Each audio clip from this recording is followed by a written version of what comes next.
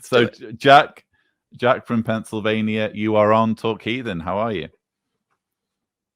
Hey, how are you guys doing? I'm doing great. Doing great. Not bad at all. All the better for hearing from you. Yeah. Well, I appreciate it. This is actually the first time. I mean, I've been watching Atheist Experience and the other shows, and this is the first time I've called into any of them. So I'm kind of nervous. We put our matching track suits on one leg at a time, Jack. Just no need to be nervous at all. And if you need Johnny to put you at ease, we can make him say the line again. I'm just putting that out there. It's Jack Delight for us.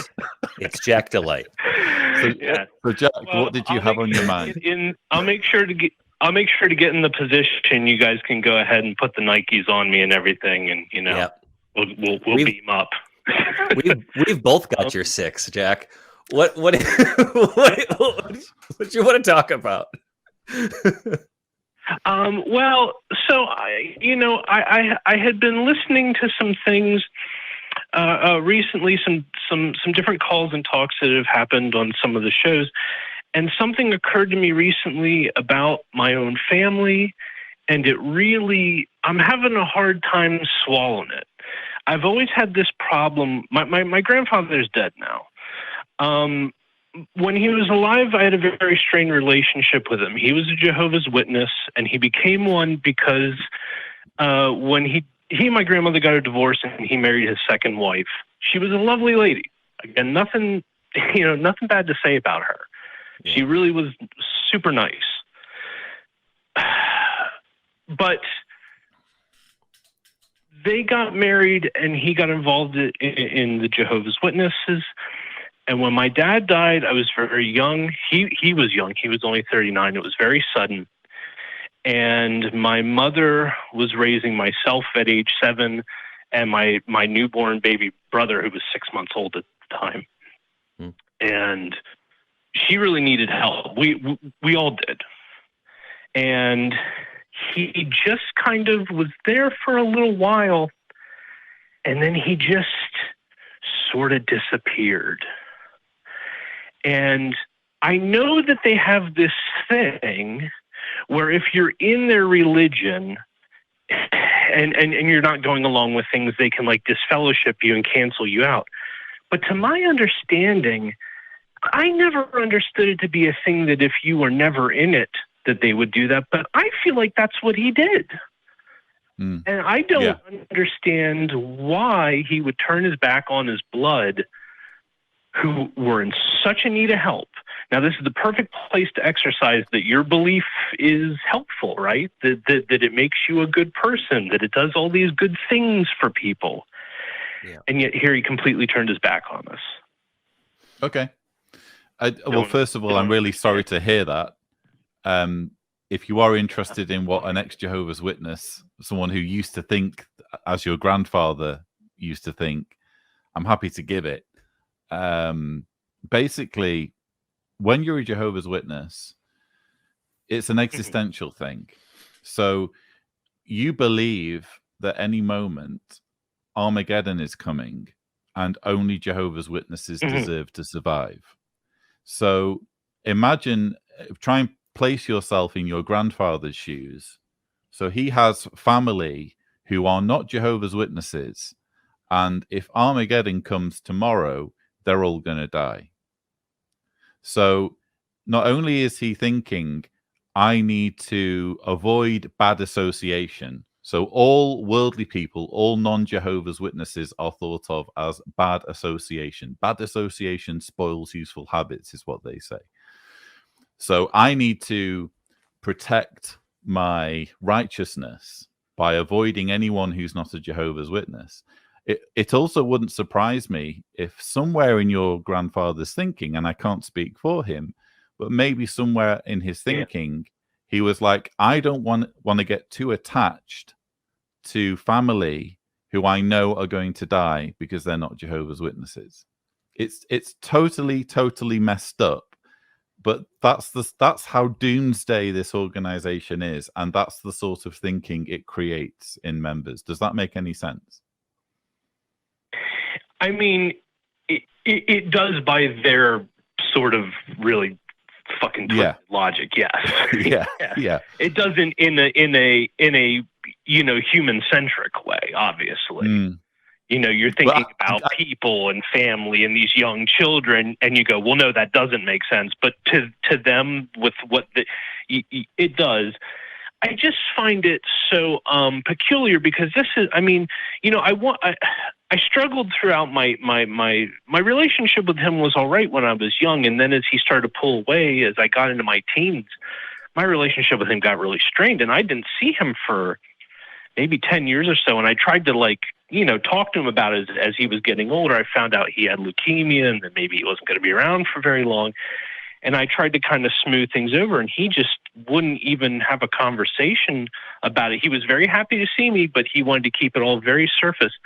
I find that so strange because my gut reaction is to want to call him a coward and say that you were a coward to abandon your family. But on one hand, and I know this only means so much in a certain direction. I'm extremely leftist. I'm very anti-war. I'm an atheist. I just, kind of the opposite of what, he was in a lot of ways. But I do respect the fact that the man went into the Marines at 19 during World War II. And he did help on the German front, and that must be difficult because we're German by descent. So, I don't think of him back when America was against Nazis. Yeah. Yeah. Right. Sorry, go on. Right. Back when we were Antifa as a country, yes. It was a different time. It was a different time, Lloyd. But, I think another thing you need to perhaps think about in addition to what I was sharing is, cognitive dissonance produces some weird effects. And it wouldn't surprise me if there was perhaps... It's easy to think about it in terms of cowardice. Like, I quite often think of my own father as being, frankly, a coward because he calls himself an elder. It's literally his job to help people with their spirituality in the congregation. But when I had a problem with my spirituality, he didn't want to talk about it. He wanted to run for the hills. So you could say there's an element of cowardice there, but I also think there's a lot of cognitive dissonance, and cognitive dissonance produces some weird effects in people. It can make people just shut down entirely and just not want to talk about it. In other words, it's not inconceivable in my mind that your grandfather did have doubts and was trying to keep them suppressed and was worried that if he were to engage you in conversation, his faith might unravel. So it's really... I know there was something... obviously, being such a young kid, there's a lot I probably wasn't seeing behind the scenes that's like the adults talking kind of stuff. I can tell you, for a fact that, after my dad died, my mom started dragging me to Baptist church. But at the same time, when I was spending weekends with him, he had maybe only a handful of times, but still, it's anyone who's been there, especially as a kid, knows it's kind of traumatic enough. It's kind of like Philip Jeffries in Fire Walk with Me, where he's like, I've been to one of their meetings. It's like, I've been to Kingdom Hall. It's a bizarre experience, and I don't know. It all of a sudden stopped, and that's when things got weird. And I don't know. Like I said, I was a kid. Maybe there was something going on behind the scenes. Maybe my mother put a stop to that. I don't know. I don't know what I don't know. So. Well, I'm not entirely sure, but hopefully just hearing the perspective of a former believer like myself informs you a little bit as to what underlying issues may have caused the disconnect in your relationship with your grandfather. The best way I can describe it, I don't know how into sci-fi you are, but ex-Jehovah's Witnesses refer to the organization as the Borg. And there are very obvious parallels between the nature of the Jehovah's Witness organization and the Borg villains on Star Trek. They're not allowed to think for Yeah. themselves. They all have to act in total unity. And I actually think that the metaphor works further when it comes to how difficult it is to get a Borg out of the collective. It's really, really difficult. And that's how insidious and pervasive cult indoctrination can be. I mean, a lot of the times on this show, we're talking about kind of generic arguments for theism, and we're talking about, you know, is there a God or isn't there a God? In my activism work, I'm kind of down in the trenches, dealing with kind of the worst case scenario of what religious belief does to people, and it really, really messes people up. Yeah, especially when we're talking about extreme cults like Jehovah's Witnesses. Yeah. They have that whole new personality thing too. Is that that's them? Am I correct? Like they have this whole like, you know, there's the new you, which is kind of put on the new personality. Yeah, they literally say that. Yeah. Whenever I hear any sort of cult or, you know, kind of say this whole like, you're reborn, you're this new thing, and it's like, you're trying really hard to get me to stop being me, aren't you? Like, you really want to like put a new name on me or it's very, very strange. But no, I mean, it's very helpful to hear what other people have to say. It's just strange that I went my whole life with this kind of resentment and this sort of unfulfilled grudge, this inability to even, you know, talk to him about, to kind of even get him to allow me to forgive him somehow. And I went that whole time until I'm now 42. I went that whole time until recently, and then went, oh no, I completely had it wrong. I completely had it wrong. It wasn't that he was throwing us off because of any sort of like personal thing. He threw us off for his fucking religion. Like, that's what he did. Like, it wasn't a personal thing. It wasn't, you know. But his religion was also controlling him in ways that are profound and difficult to fathom. Look, I really, really hope, as angering as all of this is, I hope that I've been able to shed at least some light on what happened there, and maybe allowed for you to kind of reconcile things a little bit better in your mind. Yeah, Jack, can I recommend a book, Red Pill, Blue Pill, The Conspiracy Theories That Are Killing Us? I think that's what it's called. Actually, I'm not going to recommend it. I'm just going to say that I read that book. But it's available at the library. And it was a book that gets into the anatomy of conspiracy theories and insular groups and secret society kind of groups like that, talking about how once you get into these groups, they're engineered, whether intentionally or it's a psychological fact of humanity when they get into these groups, that discourages you from ever leaving. And there's a process whereby you start excluding people who don't further the unhealthy obsession or group mentality.